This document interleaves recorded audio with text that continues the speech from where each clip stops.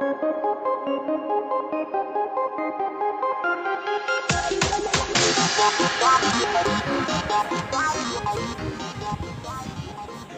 friends, चलिए today we are discuss about the most important topics, ठीक है, reversible reaction. अभी देखिए, अब तक की हमने जितनी भी रिएक्शन पढ़ी है उस रिएक्शन से हमें कुछ ज़्यादा इंफॉर्मेशन नहीं मिल रही, तो इसलिए हम आज उसमें कुछ ज़्यादा इंफॉर्मेशन ऐड कर रहे हैं। कुछ सिंबल होते हैं जिससे हमें रिएक्शन का क्या डोनेट कर रहा है, क्या दिखाता है वो सिंबल, इसके बारे में हम पढ़ेंगे। ठीक है, चलिए शुरुआत करते हैं। देखिए, एक रिवर्सिबल रिएक्शन होती क्या है? Reactants combines to give a product. जो हमारे पास रिएक्टेंट्स होते हैं वो रिएक्शंस आपस में कंबाइन हो जाते हैं। आपस में कंबाइन होने के बाद हमें एक प्रोडक्ट देता है। अभी कई बार वो प्रोडक्ट डीकम्पोज हो जाता है। डीकम्पोज यानी कि क्या हुआ, अलग होगा। तो वो जो प्रोडक्ट होगा वो अलग होके वापस हमें रिएक्टेंट देगा। ठीक है, तो देखिए यहाँ पे देखते हैं, reactants combines to give a products. Reactants जो हमारे होते हैं वो कंबाइन होके हमें एक प्रोडक्ट देते हैं। एंड जो हमारे प्रोडक्ट होते हैं, जो हमें प्रोडक्ट मिला है वो प्रोडक्ट डीकम्पोज यानी कि अलग होके या फिर कंबाइन। अभी डीकम्पोज कब या यूज होगा और कंबाइन कब यूज होगा? ठीक है, डीकम्पोज यानी कि क्या कि हमें प्रोडक्ट एक ही फॉर्म में मिला हो, दो रिएक्टेंट्स हो, उसमें से हमें एक ही प्रोडक्ट मिला हो, तो हम वापस जब रिएक्टेंट मिलेंगे तो क्या यूज होगा? डीकम्पोज, क्योंकि जो प्रोडक्ट हमें एक मिला है वो डीकम्पोज हो जाएगा। अब जब हमें एक से ज्यादा प्रोडक्ट मिलेगा, तो वो सारे प्रोडक्ट कंबाइन हो जाएंगे, तो आपस में क्या मिलेगा? रिएक्टेंट। तो वहां पे क्या यूज होगा? कंबाइन। ठीक है, कंबाइन, डीकम्पोज और कंबाइन टू रिटर्न्स रिएक्टेंट। वापस हमें क्या देगा? रिएक्टेंट्स। एग्जांपल हम देखते हैं। देखिए यहाँ पे N2 गैसियस फॉर्म है, 3H2B गैसियस फॉर्म है। हमें फॉर्म क्या करता है? 2NH3। ये हमारा प्रोडक्ट हो गया। पहली रिएक्शन में, फर्स्ट रिएक्शन में क्या है? हमारा प्रोडक्ट है। ठीक है, ये हमारा प्रोडक्ट है। अब देखिए, ये जो 2NH3 है उसे हम डीकम्पोज करते हैं। क्या करते हैं? डीकम्पोज। तो वापस से हमें जो हमारा पहला रिएक्टेंट था वो मिलता है। तो इस बार ये क्या हुआ? हमारा रिएक्टेंट, और ये क्या हुई? हमारी प्रोडक्ट। ठीक है, तो ये जो रिएक्टेंट है तो प्रोडक्ट यहाँ पे है। तो देखिए हमारा एरो का जो हेड है वो किस तरफ होता है? ऐसा होता है, प्रोडक्ट की ओर। ठीक है, तो यहाँ पे तो रिएक्टेंट ये है तो प्रोडक्ट ये है, तो हम क्या करेंगे? इस एरो को उल्टा कर देंगे, ऐसा कर देंगे। ठीक है, तो जब भी रिवर्सिबल रिएक्शन होती है तो उसके ऊपर ऐसे एरो दिखाए जाते हैं। ठीक है, आधा आधा, देखो ऐसा आधा कट और ऐसा आधा कट। ठीक है, ये जब भी आपको दिखाई दे तो इसका मतलब क्या होता है? इस सिंबल का मतलब क्या होता है? जो भी रिएक्शन होगी वो रिवर्सिबल रिएक्शन होगी। ठीक है, देखिए मैंने यहाँ पे लिखा हुआ है रिवर्सिबल रिएक्शन। ठीक है, चलिए अब हम आगे कुछ ज्यादा इंफॉर्मेशन लेते हैं। फटाफट से नोट डाउन कीजिए, फिर हम आगे देखते हैं।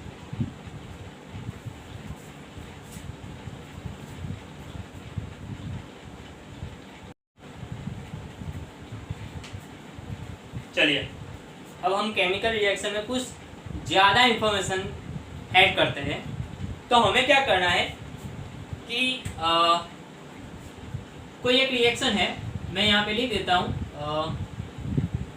N2 चलिए प्लस 3H2 और ये हमारा एरो है। यहाँ पे क्या रिएक्शन होती है, चलिए कुछ लंबा कर देता हूँ। क्या फॉर्म होगा 2NH3 हो गया। देखिए रिएक्शन देने से 3 2 6 3 2 6 H 2N होगा N2 तो यहाँ पे 2N है। ठीक है चलिए ये भी गैसेस फॉर्म में होगा, ये भी गैसेस फॉर्म में, ये भी गैसेस फॉर्म। तो अब हमें क्या करना है, इस रिएक्शन में से हम कुछ ज़्यादा इंफॉर्मेशन ऐड करते हैं। तो ऐड करने के लिए मैं क्या करूँगा, यहाँ पे रिएक्शन में लिख देता हूँ कि यहाँ पे चलो 450 kelvin 10 to 20 atm pressure and Fe2O3 catalyst. ठीक है फिर से बताता हूँ 450 कैलोरी टेम्परेचर, ये क्या है हमारा टेम्परेचर, ये क्या है हमारा प्रेशर, और ये क्या है हमारा कैटालिस्ट। तो इससे क्या होता है,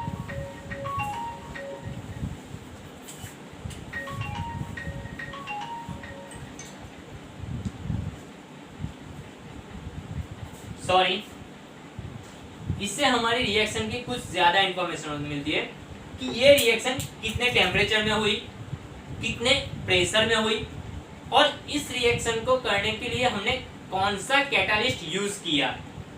ठीक है देखिए तो मैं यहाँ पे लिख देता हूं by the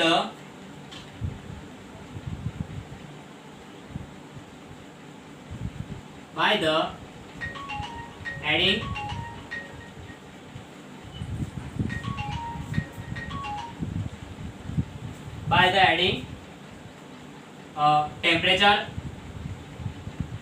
temperature, pressure and catalyst on the arrow। ठीक है तो चलिए फटाफट से नोट डाउन कीजिए, हम आगे कुछ देखते हैं। चलिए तो यहाँ पे देखिए इस एरो पे हमने कुछ रिएक्शन की ज्यादा इंफॉर्मेशन लिख दी है, टेम्परेचर, प्रेशर एंड कैटालिस्ट। ठीक है यहाँ पे आपकी रिएक्शन की सारी इंफॉर्मेशन हम कलेक्ट करते ही आपको दे देते हैं। ठीक है यहाँ पे सब बात खत्म हुई। अभी आगे हम कुछ और टाइप्स देखेंगे।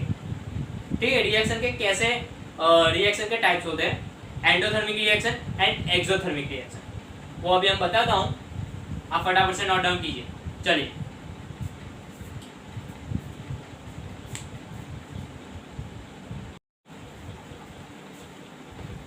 चलिए हम एक्सोथर्मिक एंड एंडोथर्मिक रिएक्शन के बारे में पढ़ते हैं। मोस्ट इंपॉर्टेंट टॉपिक है। ठीक है कॉन्सेप्ट जो हमें है वो बहुत अच्छी तरह से क्लियर करना है। देखिए एक्सोथर्मिक रिएक्शन, एक्सिस्ट का एक्सो यानी कि एग्जिस्ट होना यानी कि बाहर जाना, और एंडो यानी कि इन अंदर आना। ठीक है तो इस रिएक्शन में क्या होता है, जो भी रिएक्शन है उससे हमें एनर्जी मिलती है, एनर्जी बाहर होती है, या फिर एनर्जी हमें देनी पड़ती है। रिएक्शन करने के लिए एनर्जी देनी पड़ती है या एनर्जी रिलीज होती है। तो उसके हिसाब से एक्सोथर्मिक एंड एंडोथर्मिक रिएक्शन के टाइप्स होते हैं। ठीक है एक्सोथर्मिक रिएक्शन का मतलब क्या होगा कि एनर्जी रिलीज होगी यानी कि आउट, तो हीट या एनर्जी कैसी होगी, रिलीज होगी। यहाँ पे क्या होगा, एंडोथर्मिक रिएक्शन में हमें एनर्जी देनी पड़ेगी, इन हीट और एनर्जी। तो क्या होगा, हमें एनर्जी देनी पड़ेगी। अब जब हम एनर्जी देंगे, यहाँ पे जो एनर्जी होगी वो रिलीज होगी। ठीक है। एक एग्जांपल दो, आप चाय बना रहे हो। चाय बनाने के लिए आपने एक विसल से उसमें आपने पानी डाला। पानी डालने के बाद क्या किया, आपने उसके गैस के ऊपर रख दिया। तो जो गैस होगा उससे एनर्जी रिलीज होगी, एनर्जी रिलीज होगी। तो जो विसल्स होगा जिसमें आपने पानी लिया है वो विसल्स कैसा होगा, हॉट हो जाएगा। सो विसल्स विल बिकम हॉट, ठीक है, विसल्स विल बिकम हॉट, ठीक है। अब देखिए जो इसमें हॉट हो रहा है तो इसमें क्या होगा, कूल। अगर इसमें एनर्जी बाहर आ रही है तो इसमें क्या होगा, एनर्जी हमें देनी पड़ेगी। यानी कि एक एग्जांपल देना, और आपके पास मेरे पास 10 रुपये है, मैं आपको पहले 1 रुपया देता हूँ, फिर आपको दूसरा रुपया देता हूँ, फिर आपको 3 रुपये दिए, ठीक है। अब देखिए इसमें क्या होता है, मेरे पास जितने 10 रुपये थे उसमें से मैंने आपको दिए, यानी कि मेरे पास 3 रुपये कम हुए, यानी कि मेरे पास एक्सोथर्मिक रिएक्शन हुई। मेरे पास मैंने आपको रुपये दिए ना, ठीक है, तो ये कैसी रिएक्शन हुई, एक्सोथर्मिक। और आपके पास जो रुपये की गिनती थी वो बढ़ रही है, 1 2 3, तो आपके पास बढ़ रही है। इसका मतलब क्या हुआ, आपके पास एनर्जी मिल रही है, यानी कि आप एनर्जी ले रहे हो। इसका मतलब क्या हुआ, एंडोथर्मिक रिएक्शन। तो यहाँ पे जो विसल्स कैसा हो जाएगा, कूल फॉर्मेशन में हो जाएगा, ठीक है। अभी देखिए कि एक और एग्जांपल देता हूँ।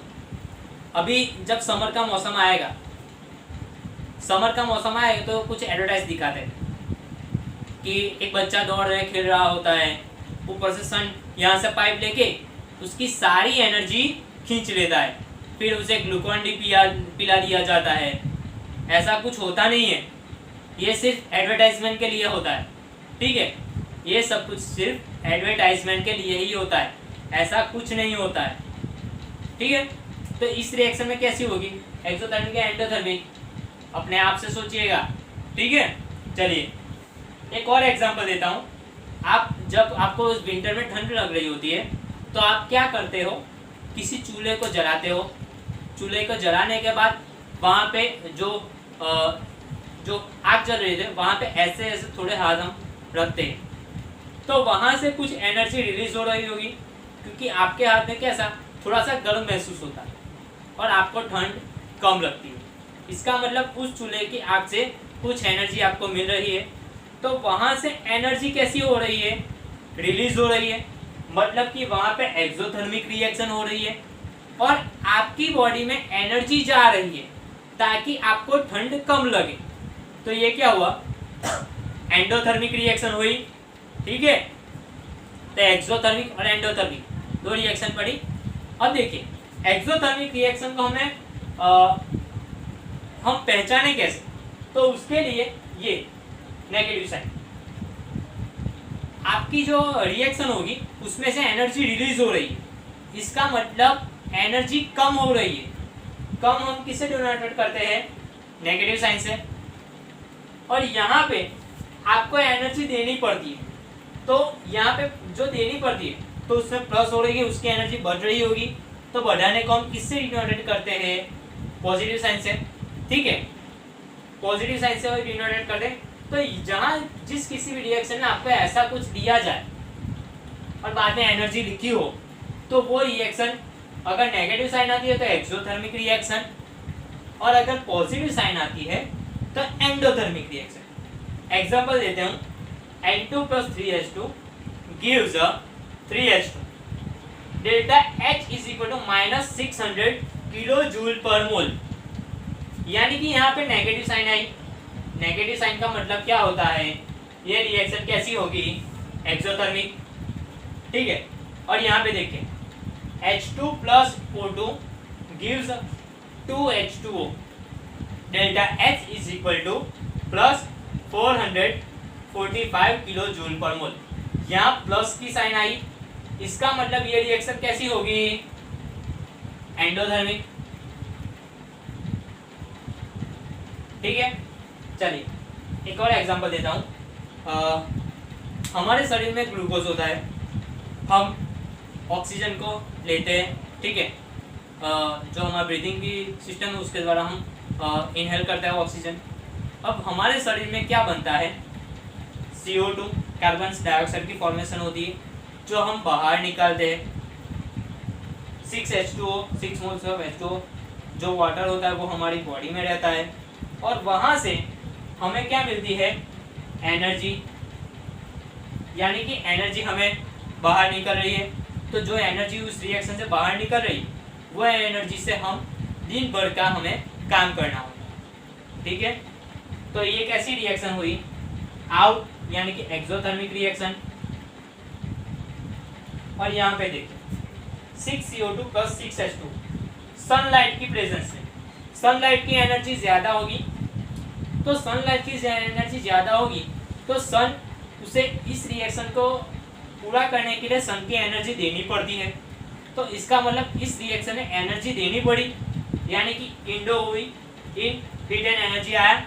तो इसका मतलब क्या होगा, ये रिएक्शन कैसी होगी, एंडोथर्मिक रिएक्शन होगी, ठीक है। तो ये हुई exothermic reaction and endothermic reaction.